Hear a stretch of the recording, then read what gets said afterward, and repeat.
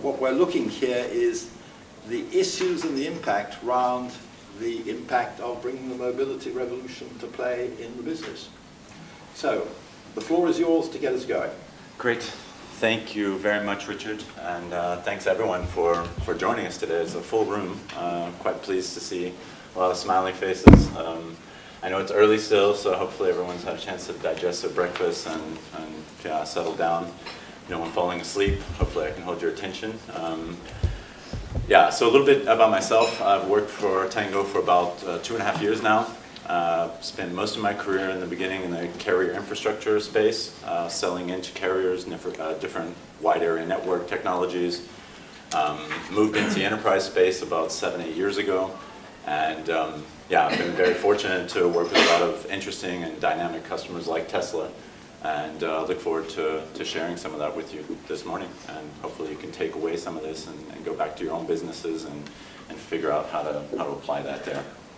So, to get right down to business, I think we can roll right into the first slide.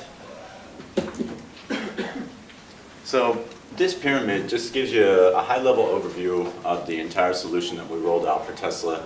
I'm going to go in depth into each one of these bands, if you will, and explain really what it means. So first, let's talk about managed mobility services. What is that? So I've done work with IBM, with SAP, a lot of different companies that define managed mobility services in a different way. So some of them are focused more on security, mobile device management, things like this. Gartner defines managed mobility services as a combination of telecom expense management, strategic sourcing for mobility contracts, procurement fulfillment, logistics forward and reverse, including things like hot spares and VIP white glove service. So this is how we define it as well. And all of these blocks kind of fit into the Gartner definition of what managed mobility services are. So Tesla, when we first engaged with Tesla, they really had nothing in place. They've grown so fast. They've grown maybe in a quite an unhealthy manner for most of our tastes, I think. And the key was really taking hold of this and making sense of it for the company to set a foundation for them to grow in a much more responsible and efficient manner in the future. So that starts with a telecom expense management solution. That is the core competency of Tangoe. That's what we built our name on, expanding later into the full portfolio of managed mobility services. Telecom expense management is a combination of software and managed services. So Tangoe, a little bit about Tangoe's history. We started in 2000. About the first 6 or 7 years of the existence of the company, everything was focused on providing a software portal with the intelligence and the information and reporting capabilities to enable enterprises to make sense of this dynamic spend category. Well, about 7 years into the mix, customers were coming to Tangoe and saying, look, that's not enough. We don't really know how to make use of this tool, so can you drive it for us? And that's where the managed service part came in. So the managed service part really drives the intelligence into the tool and helps us make sense of these things and bring, a certain set of recommendations to customers on a weekly/monthly, quarterly basis. So the customer, instead of having to go and do this analysis themselves, they have a list of items that we bring to their attention on a monthly basis, and they say, go, no go. So make the move, dispute the charge, delete the SIM cards, etc. And we do this for the customer. So it's really a lock it and leave it type approach. So what we found with Tesla was, once we started to understand what they had and where they had it, what they were spending in general, there were some pieces of the ecosystem that needed to be kind of realigned because of this unhealthy growth that they had encountered over a period of 24 months.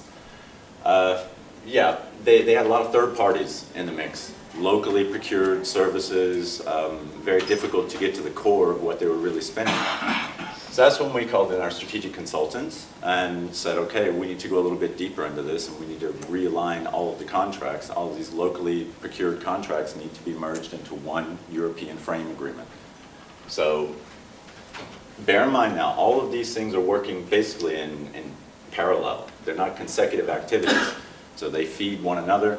The information that we obtain from the TIM solution is used for the strategic consulting, is used for the logistics, is used for the procurement and fulfillment. So all of this connection between people, services, devices, cost centers, regions, all of this information serves all of these purposes you see here. So it does start to take on a life of its own and becomes easier as you go along.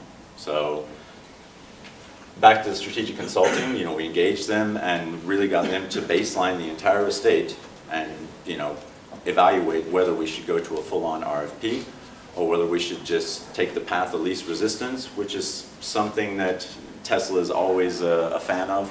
They don't like elongated processes or just kind of jumbled up anything. It's a very flat organization. They like to get down to business very quickly. So we had to take that into consideration.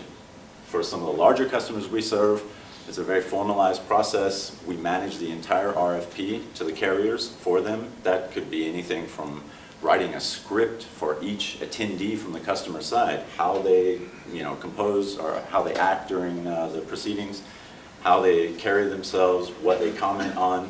It could be a very granular event. With Tesla, they just wanted a solution as quickly as possible.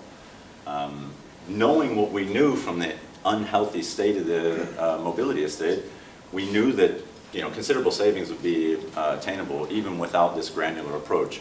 So we're okay moving forward in that manner. So once, and by the way, this strategic consulting engagement pretty much just came to an end today. So the new frame agreement was signed, I think, by Tesla yesterday, should be signed by Vodafone today. So that part has been totally wrapped up. Tim is at about 95% now, 90%.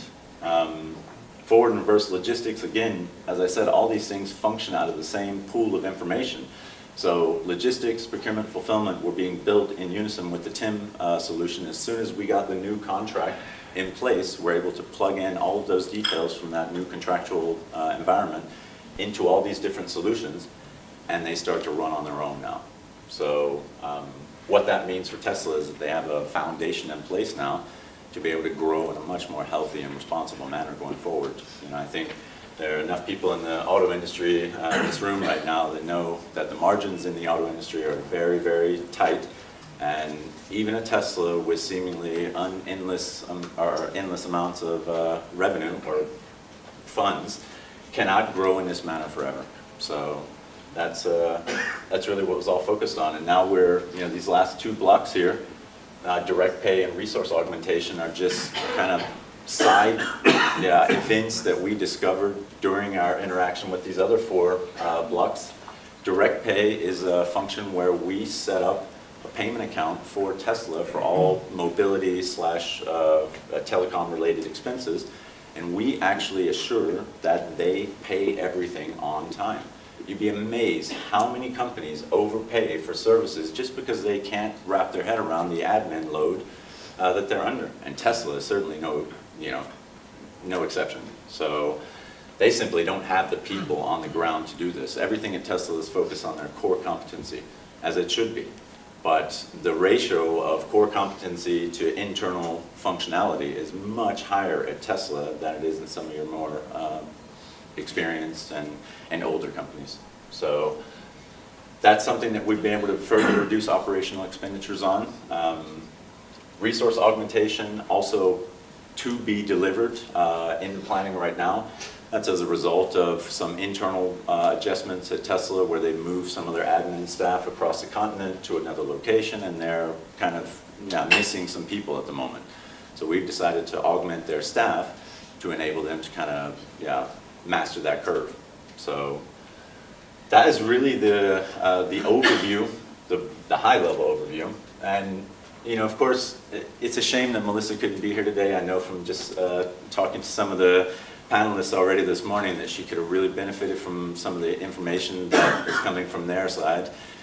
Maybe it's a competitive conflict to a certain extent, but I think this type of best practice, both sides would have benefited as well. So my challenge will be to take all this information back to Melissa and really make sure that she gets something out of this. She's been a really great partner to work with over the last 18 months.